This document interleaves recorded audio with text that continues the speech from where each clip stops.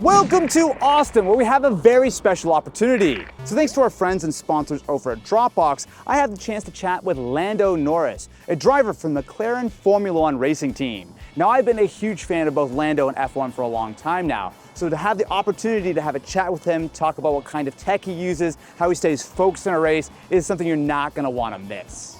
Lando, I am so excited to finally have a chat with you. I know that you're so busy. So I had a few specific things I wanted to ask you first, right? So for some context, I have had a YouTube channel covering tech for like 15 years. So I'm a huge fan of tech. So I'm just kind of curious as far as, do you use tech on and off track? Like kind of how is just like, what's your sort of relationship with tech? I mean, I think my life revolves around it, to be honest.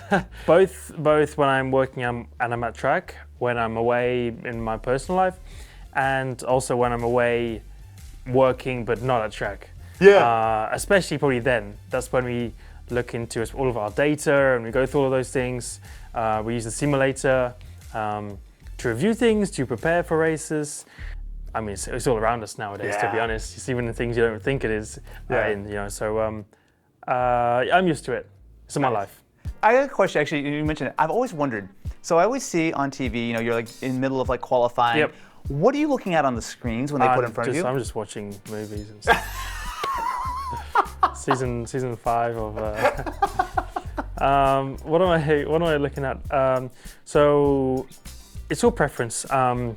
So right, it depends on what screens. Right screen normally is actually just TV, but it's of the live feed. So just watching other people, you know, because it's easy to spot sometimes. You know, if it's windy or conditions are changing, if it's wet especially. I kind of have one which is just the one I'm always watching, which is the TV, and I have that one which is all the data, which is me and what I'm doing well, what I'm not doing well enough, and that's kind of where So I normally have my little pen and I'm looking. Are you really? Yeah, we have a little pen and I can zoom in and look into the actual data of how to go quicker, basically. So basically, as soon as those sort of like qualifying starts, like you got to be like 100% in the zone. So you're not like sitting there like, oh, I'm going to take a little break because of refueling. You're immediately like diving into the data, trying to understand. I mean, you need both. Like I'm not going to overload myself with stuff because I think it's also easy to do that.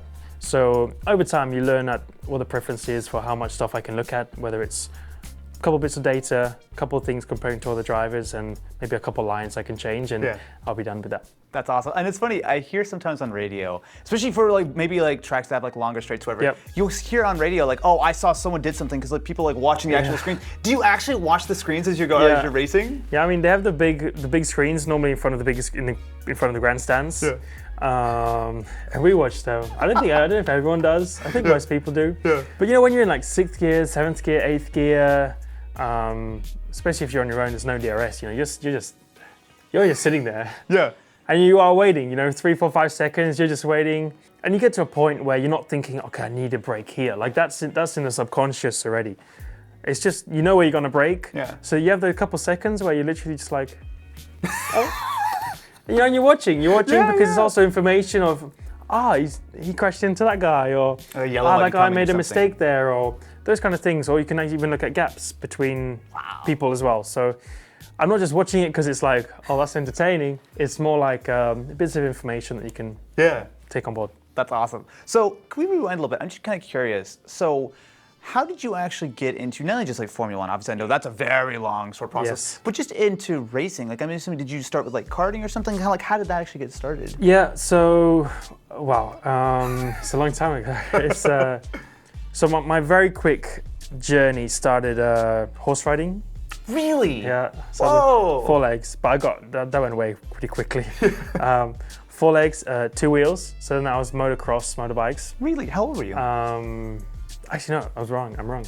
It was 4 wheels. It's quad bikes. Oh, that's I love quad bike. I love off-road more. So I love like rallying, motocross, quad bikes. I love dirt racing more than I love anything else. And at that point, I didn't know Formula One, even know what it was. Then I really got into motorbikes, and I had my first motocross bike, and I loved MotoGP. So at first, I wanted to go down that direction. But one day after school, and this is where everything clicked, was we went to go watch go-kart race, the British Championships. I think it was a Friday after school, and it was maybe 40 minutes away or 35 minutes away, and we went to watch it. And I was probably 6 at the time. And I'm like, Dad, I really want to have a go. But I mean, at that age, you know, I'm sure with all kids, you just want to, you see something, you're like, oh, I want to do that. I want to do that. And I'm lucky that I got to do a lot of these things that I got to do, but I wanted to then try go-karts. So I was like, what is this? I want to have a go. And that was the moment I clicked and went from 2 wheels to 4. Yeah. And I was like, this is my thing. I fell in love with it, and I've been doing it ever since. I'm curious, sort of, obviously over the years, you know, you think about like how far things have come when it comes to simulators, when it comes to, I mean, even just like standard sort of games and like controllers and whatnot. I'm curious, like, do you think that a kid today who's maybe interested in getting into, again, obviously it's hard to say, oh, I want to be an F1 driver, right? There's 20 drivers, right? It's a really difficult thing. But if you want a career in racing, that's still like a thing that you could do. Yes. Do you think that starting in games, whether it be on a controller or whether it be on like a wheel and pedals, like, is that like a good sort of stepping stone to kind of like see, or do you think 100%. the skills aren't quite as transferable as people like? I think they are, and they're getting more and more. And I mean, I've been into games and simulators since I started. Like, I remember playing Gran Turismo. Yeah.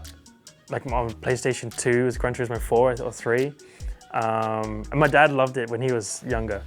So I remember I have an older brother, and we would both race against each other, and we would race online. My dad had the wheel and the pedals, and we were trying to like do some races and win, and we couldn't do it. It was a tough race. And I'm like, okay, I want to try doing it on the wheel. And I must have been like 5 at the time, 6 maybe. And I was like, I want to try to do it on the wheel.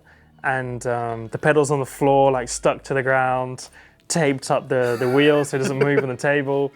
And I did pretty good at it. And I was like, oh, this is pretty cool. So I kind of went from there, and Gran Turismo being a bit more of an arcade game and not so much a simulation. And all the way to the programs we have now, you know, whether it's what we have at McLaren, which is a proper simulator and as real as you can get, or even something like iRacing, which is the stuff that I spend a lot of my days on, even when I'm at home now. The thing which is almost the biggest deterrent for people to come across is fear. Yeah, You know? yeah. There is not an escape button in the real car, I can tell you. There's not a reset button. And of course it costs. So you have, and both of these comes into the element of risk. When you're on a game, there is no risk, you know.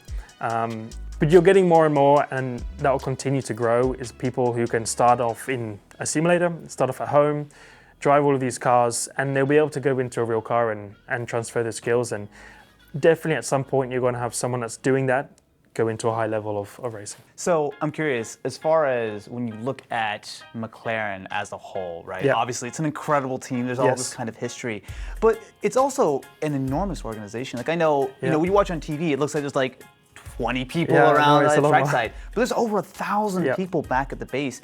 How do you handle just sort of working in such a huge organization? Because you think about it, there's 1,000 people who are putting in work, and it's essentially you and Oscar. I know. Yeah, like how do you sort of do that, and how do you actually kind of work with like just sort of working with so many people and just sort of having the weight of all of that, right? Like that's it's something that takes time for sure.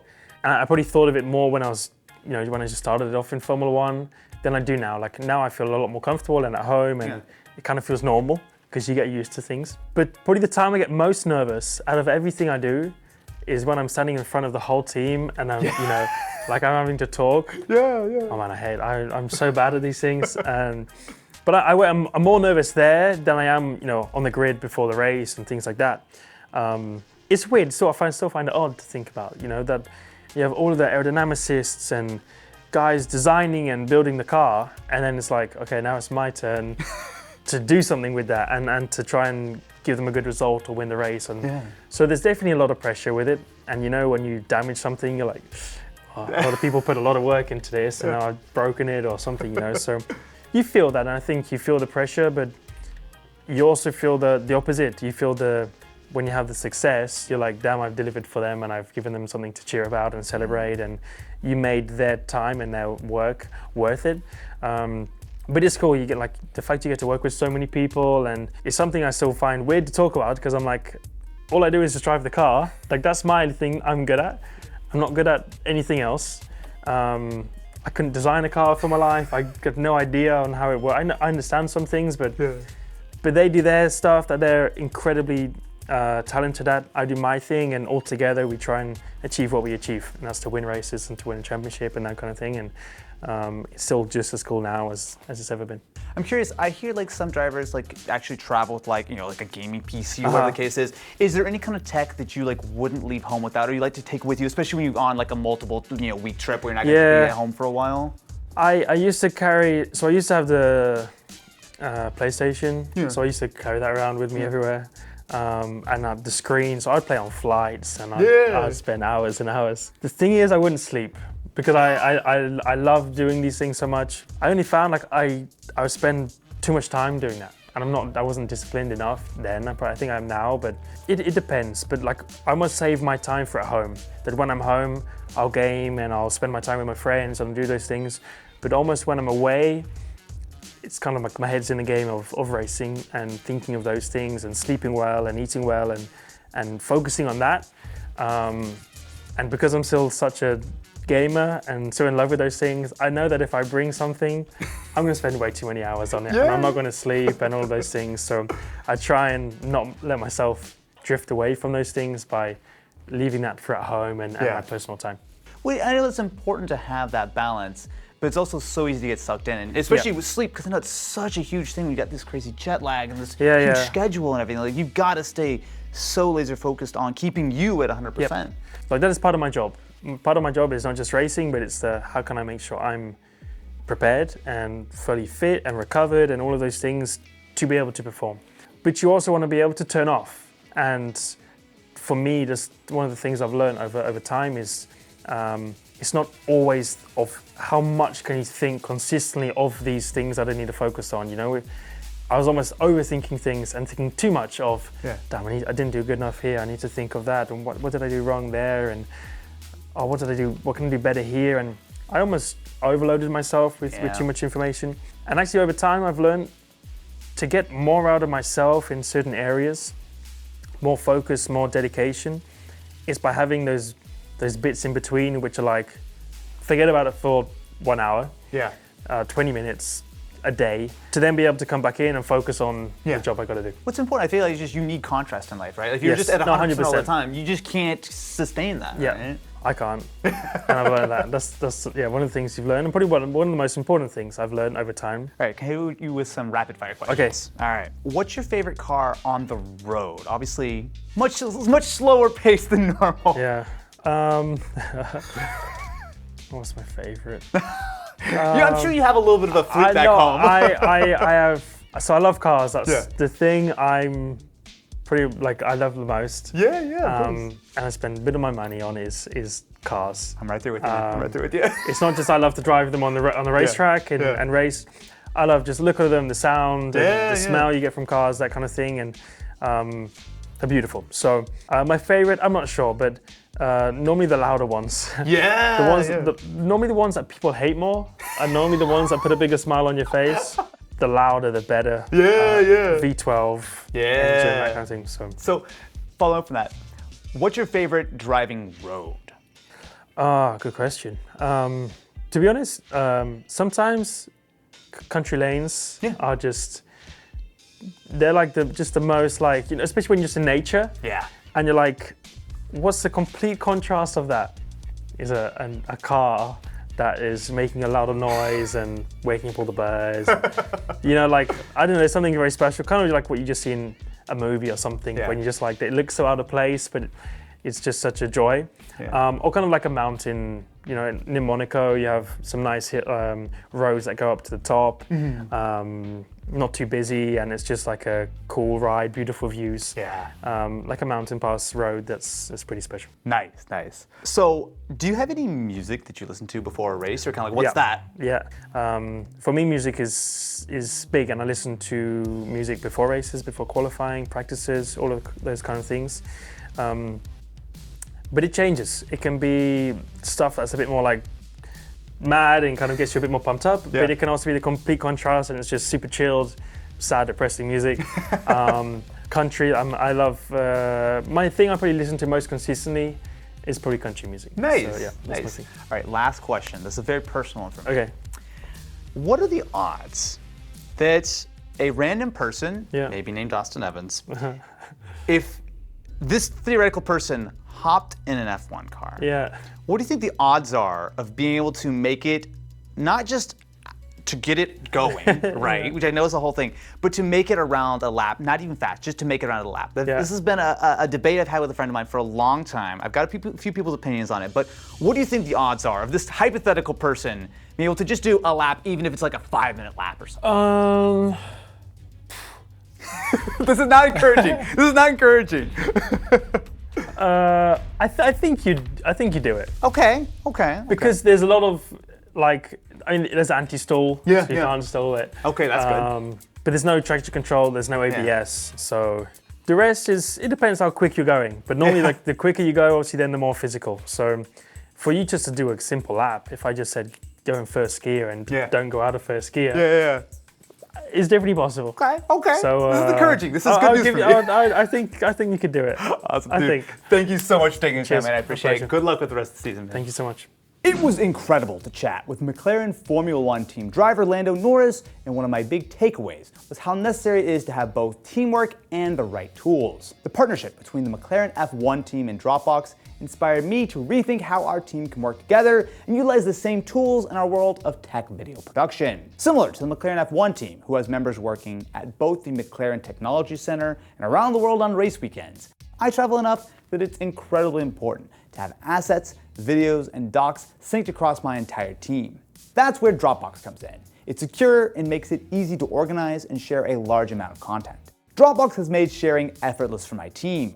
Dropbox Replay is incredible for the video editing process. It allows you to upload draft cuts and enables me to provide specific time-stamped feedback and annotations directly on my videos. The McLaren Formula One team produces massive amounts of content in real time. Imagine how many people need to get eyes on a video clip before it goes out, from comms and commercial teams to the race team and partners. Dropbox Replay streamlines this entire process, enabling McLaren to review and approve media quickly, delivering content to fans even faster.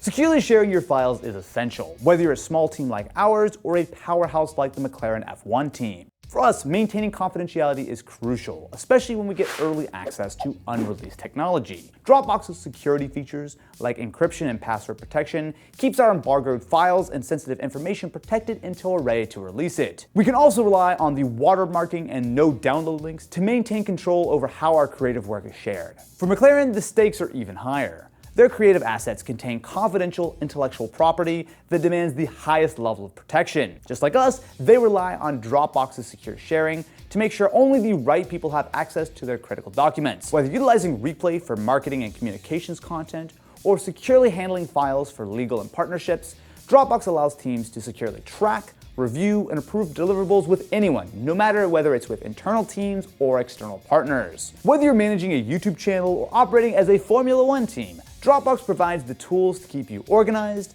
guarantee security, and optimize your team's time and hard work. Huge thank you to Dropbox and McLaren. And of course, thank you to Lando for taking the time out of his incredibly busy schedule to chat. I'm not gonna lie, this is pretty cool.